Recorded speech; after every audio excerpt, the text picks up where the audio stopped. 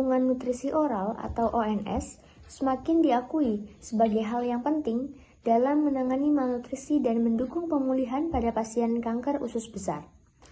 Malnutrisi merupakan masalah umum pada penderita kanker usus besar yang disebabkan oleh penyakit itu sendiri. Efek samping pengobatannya yaitu seperti kemoterapi dan pembedahan, serta faktor psikologis seperti stres dan kehilangan nafsu makan.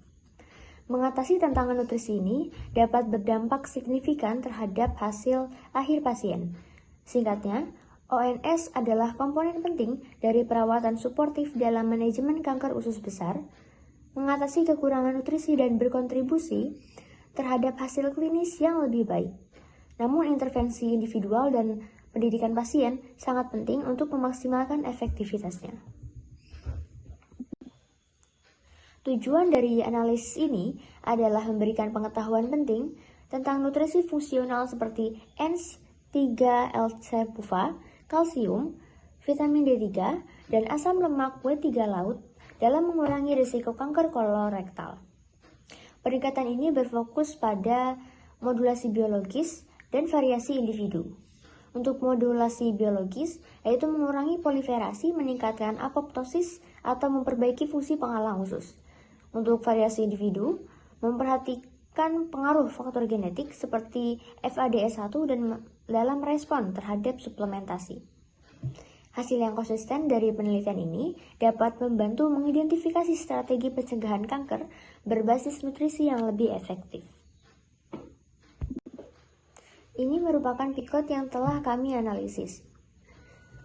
Untuk populasinya, yaitu pasien dengan kanker kolon atau rektal, intervensinya nutritional support secara oral, nutrition supplement atau ONS. Comparisonnya, tidak ada intervensi atau perawatan standar tanpa suplementasi nutrisi. Untuk outcome-nya, perbaikan status gizi, peningkatan berat badan, peningkatan kualitas hidup, dan peningkatan daya tahan tubuh.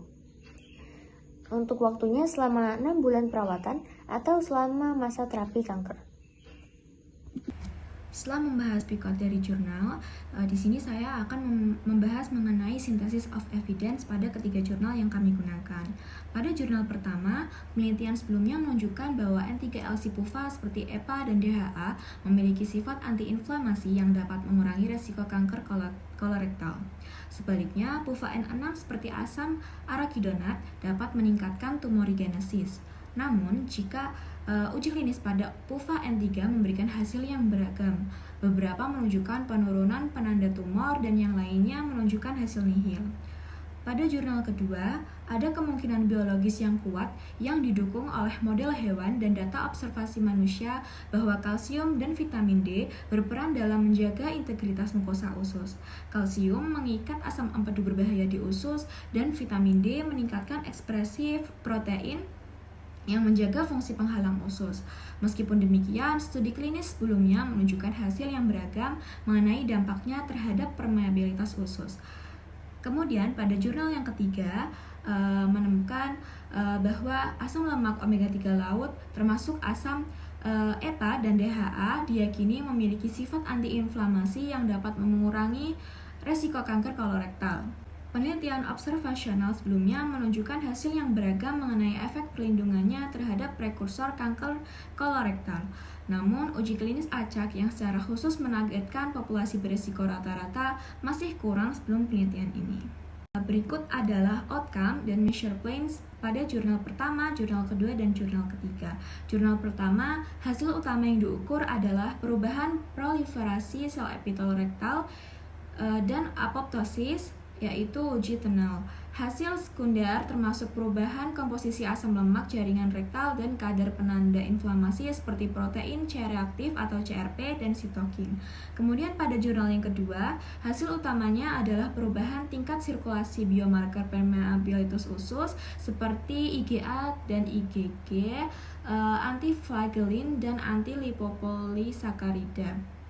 Studi ini mengukur perubahan dari periode awal hingga periode tindak lanjut pada 1 dan hingga 3 hingga 5 tahun pasca suplementasi. Kemudian pada jurnal yang ketiga, hasil utamanya mencakup kejadian adenoma konvensional dan polip bergerigi yang didiagnosis selama masa tindak lanjut rata-rata 5,3 tahun.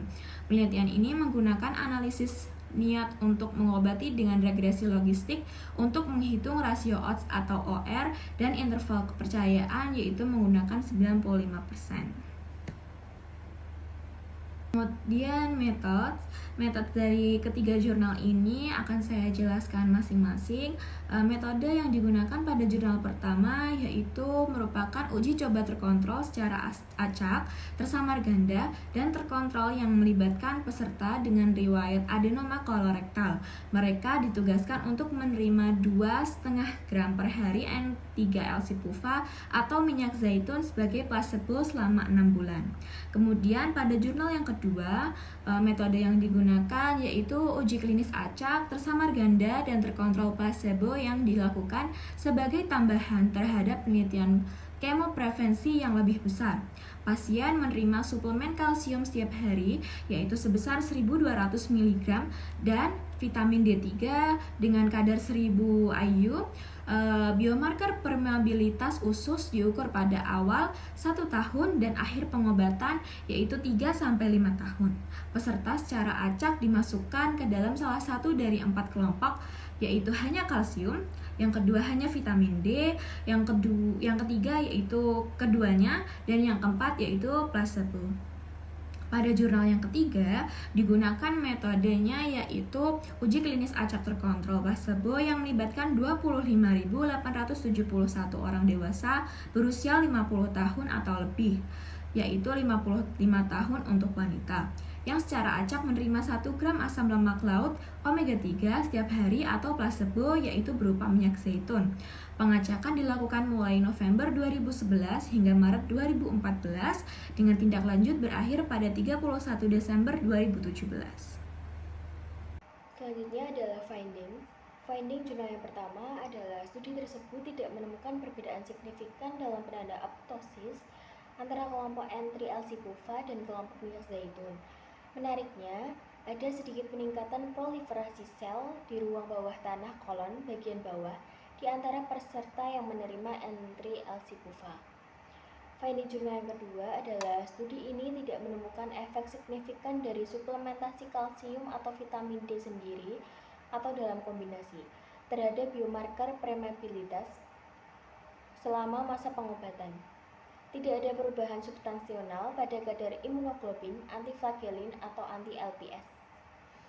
Finding jurnal yang ketiga, studi ini tidak ada perbedaan yang signifikan dalam kejadian adenoma konvensional pada kelompok palisabo atau polip bergerigi pada kelompok omega versus 167 pada kelompok omega, kelompok palisabo. Implication for practice. Jurnal yang pertama, temuan ini menunjukkan bahwa suplementasi LC-PUVA-N3 mungkin tidak mengurangi risiko kanker kolektoral melalui proliferasi sel atau apoptosis pada mukosa rektal, setidaknya pada dosis yang digunakan. Hal ini berarti bahwa meskipun asam lemak N3 bermanfaat bagi kesehatan secara umum, perannya dalam pencegahan kanker kolektoral, khususnya pada pasien dengan kecenderungan genetik, mungkin terbatas. Jurnal yang kedua, studi tersebut menunjukkan bahwa suplementasi kalsium dan vitamin D mungkin tidak memengaruhi permeabilitas usus pada pasien dengan riwayat adenoma kolektoral. Meskipun suplemen tidak mengurangi penanda permeabilitas usus, temuan ini menyoroti pentingnya mempertimbangkan faktor gaya hidup yang dapat dimodifikasi seperti pola makan dan obesitas ketika mengevaluasi kesehatan usus dan risiko kanker kolorektal. Jurnal yang ketiga, temuan menunjukkan bahwa suplementasi harian dengan asam lemak omega 3 laut tidak secara signifikan mengurangi risiko prekursor kanker kolorektal pada populasi umum. Namun, mungkin ada manfaat potensial untuk subkelompok tertentu, seperti individu dengan tingkat dasar omega 3 yang rendah atau orang Amerika keturunan Afrika, yang memerlukan penyelidikan lebih lanjut. Hasil ini menunjukkan bahwa walaupun suplemen omega 3 laut mungkin tidak efektif Secara luas, untuk pencegahan kanker kolorektal, pendekatan yang ditargetkan adalah dieksplorasi.